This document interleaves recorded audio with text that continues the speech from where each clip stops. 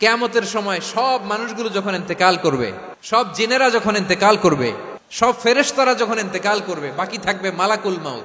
মালাকুল মাউত এসে বলবে, আল্লাহ আপনার কথা মতো সবাই শেষ, মানুষগুলো নাই, জিনগুলো নাই, আমার সতীর্থ ফেরেশতাগুলো নাই, মহাবিশ্বে আর কেউ নাই। আল্লাহ বলে, এখন কে আছে? মালাকুল মাউত বলবে, আল্লাহ তুমি আছো আর আমি।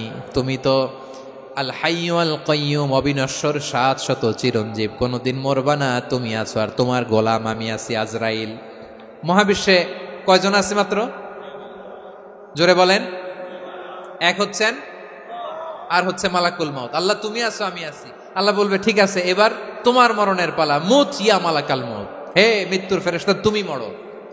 মালাকুল মাউত আল্লাহর আদেশ বাস্তবায়ন করতে যে বিকট একটা চিৎকার দিয়ে মৃত্যুবরণ করবে।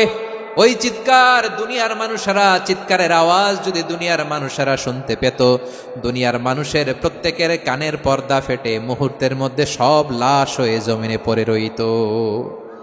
ভয়ঙ্কর চিৎকার দিয়ে মালাকুল মাউত বিদায় নিবে, কেউ নাই। এবার বলেন তো, মহাবিশ্বে মহাশূন্য, কেউ নাই, উপরে নিচে সামনে পেছনে ডানে বায়ে কোন সত্তা, কোন জীবিত সত্তা আর আছে? একজন ছাড়া, তিনি কে? কুল্লু মান আলাইহা ফানি ওয়া ইয়াবকা ওয়াজহু রাব্বিকা যুল জালালি ওয়াল ইকরাম। পড়েন, ফাবিআইয়ি আলাই রাব্বিকুমা তুকাযযিবান। কেউ থাকবে না একজন ছাড়া, একজন ছাড়া। এই ড্রোন দেখে হাত নাড়ালে হবে? আমার দিকে তাকাইতে হবে, কথা শুনতে হবে। মহাবিশ্বে কেউ নাই, একজন সত্তা ছাড়া। আওয়াজ করে বলেন, তিনি কে? এবার আল্লাহ ডেকে বলবেন, লিমানিল মুলকুল ইয়াউম, লিমানিল মুলকুল ইয়াউম। ক্ষমতা কার? Who belongs the kingdom today, who belongs the power authority today, who belongs the sovereignty today. আজকে ক্ষমতা কার? দুনিয়াতে ক্ষমতা নিয়ে এত কামড়াকামড়ি, দুনিয়াতে চেয়ার নিয়ে এত মারামারি, এত অত্যাচার, এত রক্তপাত, এত ব্লাডশেড। আজকে বলো তো ক্ষমতা কার? কার ক্ষমতা?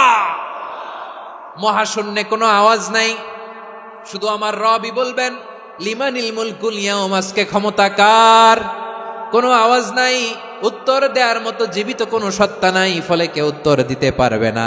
আল্লাহ নিজেই প্রশ্নের উত্তর দিয়ে বলবেন, লিল্লাহিল ওয়াহিদিল কাহ্হার। একচ্ছত্র অধিপতি, ক্ষমতার মালিক আল্লাহ ছাড়া কারোর জন্য কোনো ক্ষমতা নাই। চিল্লায় বলেন ঠিক কিনা? তাহলে আর রহমান আর রাহিমের পরে আমরা জানলাম আমার আল্লাহর আরেকটা সুন্দর গুণবাচক নাম হচ্ছে আল মালিক। কি নাম? আল মালিক, মানে দ্য কিং, রাজাধিরাজ, সব রাজার বড় রাজা, মহারাজা। এরপরে 4 নম্বরে আল্লাহ বললেন আল কুদ্দুস, তিনি হলেন আল কুদ্দুস। আল কুদ্দুস মানে হচ্ছে অতি পবিত্র, মহাপবিত্র, the most holy, the absolutely pure, যার কোনো খুঁত নাই। আল্লাহর কোনো খুঁত আছে? তিনি মহাপবিত্র। আল্লাহর পবিত্রতা যখন আমরা বর্ণনা করি, আল্লাহ খুশি হয়ে যান, কারণ তার সত্তার একটা বৈশিষ্ট্য হচ্ছে তিনি আল কুদ্দুস।